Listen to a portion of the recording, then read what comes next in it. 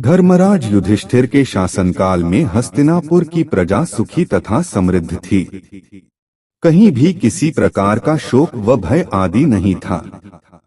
कुछ समय बाद श्री कृष्ण से मिलने के लिए अर्जुन द्वारिकापुरी गए। अपनी द्वारिका यात्रा के बाद अर्जुन महर्षि वेदव्यास के आश्रम पहुँचे।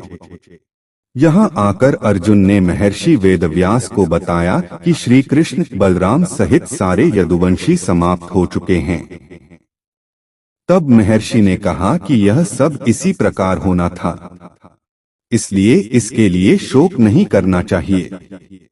तब अर्जुन ने ये भी बताया कि किस प्रकार साधारण लुटेरे उनके सामने यदुवंश की स्त्रियों को हर कर ले गए और वे कुछ भी न कर सके।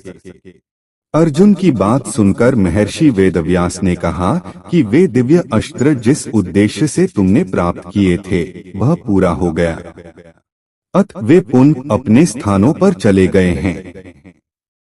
महर्षि ने अर्जुन से यह भी कहा कि तुम लोगों ने अपना कर्तव्य पूर्ण कर लिया है, अतः अब तुम्हारे परलोक गमन का समय आ गया है और यही तुम्हारे लिए श्रेष्ठ भी है।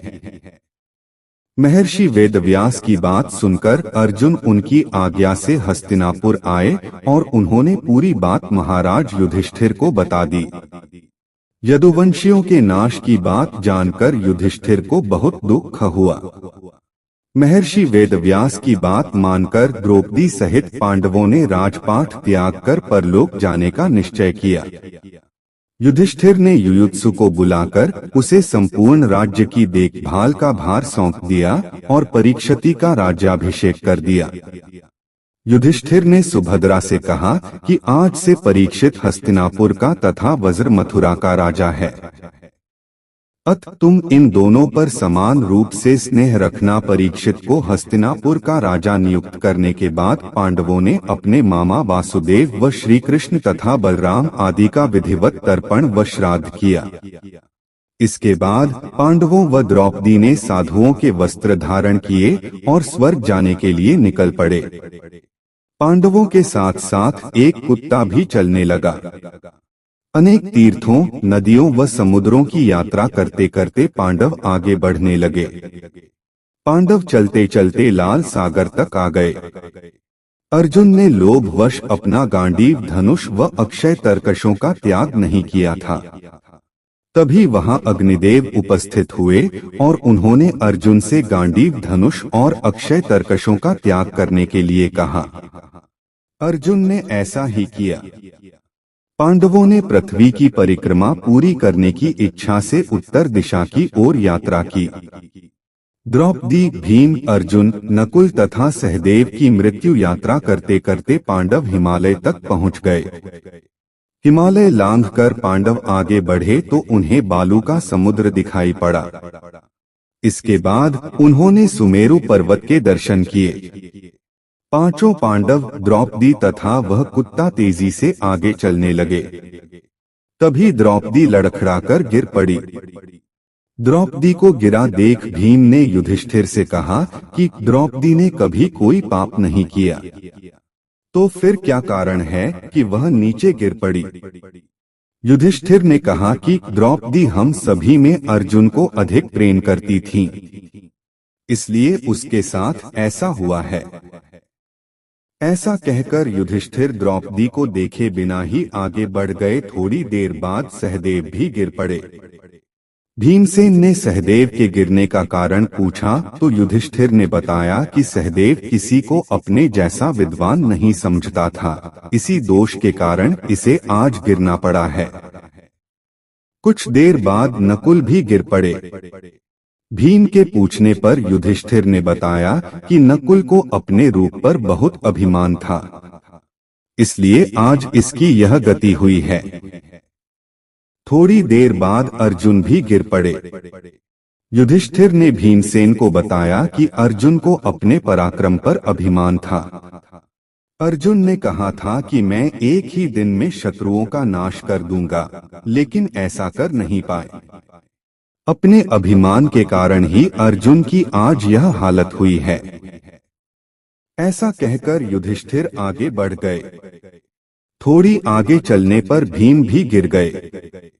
जब भीम ने युधिष्ठिर से इसका कारण तो उन्होंने बताया कि तुम खाते बहुत थे और अपने बल का झूठा प्रदर्शन करते थे, इसलिए तुम्हें आज भूमि पर गिरना पड़ा है।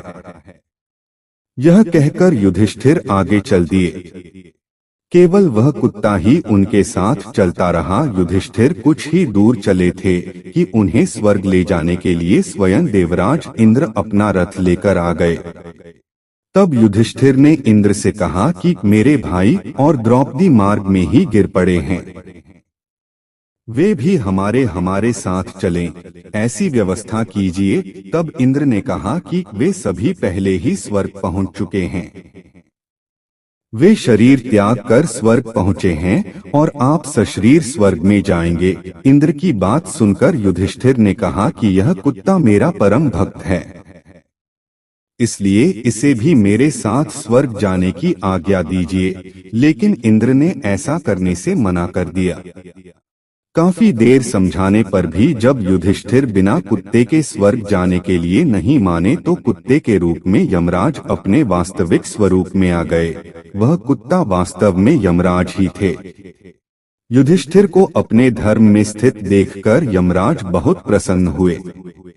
इसके बाद देवराज इंद्र युधिष्ठिर को अपने रथ में बैठाकर स्वर्ग ले गए। स्वर्ग जाकर युधिष्ठिर ने देखा कि वहां दुर्योधन एक दिव्य सिंहासन पर बैठा है, अन्य कोई वहां नहीं है। यह देखकर युधिष्ठिर ने देवताओं से कहा कि मेरे भाई तथा द्रौपदी जिस लोक में गए हैं, मैं भी उसी लोक में जाना चाहता हूँ। मुझे उनसे अधिक उत्तम लोक की कामना नहीं है। तब देवताओं ने कहा कि यदि आपकी ऐसी ही इच्छा है तो आप इस देवदूत के साथ चले जाइए, यह आपको आपके भाइयों के पास पहुंचा देगा। युधिष्ठिर उस देवदूत के साथ चले गए। देवदूत युधिष्ठिर को ऐसे मार्ग पर ले गया जो बहुत खराब था।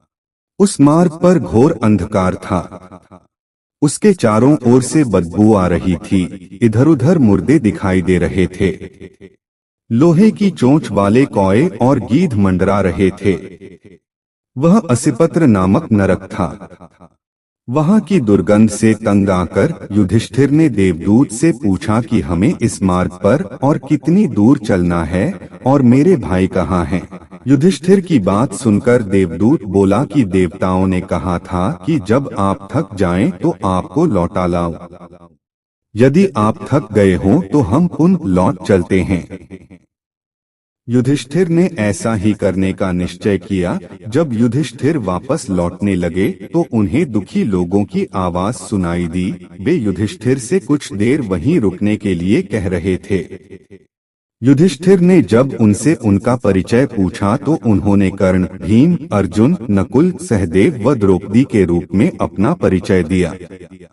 तब युधिष्ठिर ने उस देवदूत से कहा कि तुम पुनः देवताओं के पास लौट जाओ। मेरे यहाँ रहने से यदि मेरे भाइयों को सुख मिलता है तो मैं इस दुर्गम स्थान पर ही रहूंगा।